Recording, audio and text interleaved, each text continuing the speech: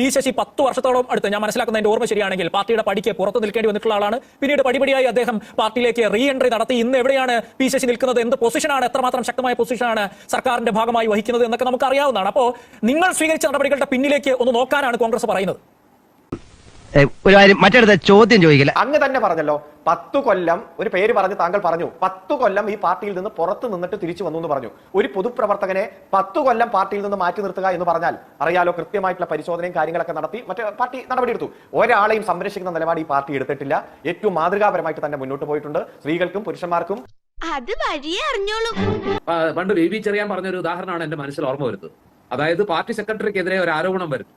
ആരോപണം വന്നപ്പോൾ പാർട്ടി അന്വേഷിച്ചു. ആ സ്ത്രീക്ക് 6 മാസം ഗർഭം ഉണ്ടായിരുന്നു. 6 മാസം ഗർഭമായി നീണ്ട ചർച്ചകൾക്കൊടുവിൽ പാർട്ടി തീരുമാനിച്ചു ആ സ്ത്രീ ഗർഭിണിയല്ല. പക്ഷെ 10ാം മാസത്തിൽ അതിന്റെ സമയമായപ്പോ സ്ത്രീ പ്രസവിച്ചു.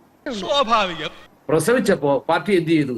പാർട്ടി തീരുമാനമെടുത്തു ആ സ്ത്രീ പാർട്ടി വിരുദ്ധ പ്രവർത്തനമാണ് നടത്തിയത്, അതുകൊണ്ട് ആ സ്ത്രീയെ ശിക്ഷിക്കണം, പാർട്ടിയിൽ നിന്ന് പുറത്താക്കണം എന്ന് പറഞ്ഞൊരു കഥ പണ്ട് ഈ CPM-ന്റെ CIT-ന്റെ ഒക്കെ നേതാവായി പിന്നീട് വേറെ രീതിയിൽ പാർട്ടിയിൽ നിന്ന് പുറത്തുപോയ വി ചെറിയാന്റെ മനോഹരമായ ഒരു ഉദാഹരണമുണ്ട്. ഈ പാർട്ടിക്കകത്ത് നടക്കുന്ന പല കാര്യങ്ങളും ഇത്രയും സത്യസന്ധമായിട്ട് അല്ലെങ്കിൽ ഇത്ര മനോഹരമായിട്ട് ആവിഷ്കരിക്കാൻ പറ്റും എന്ന് RDP-യുടെ തൊലി ഇരിക്കുകയാണ് ഉത്തമ.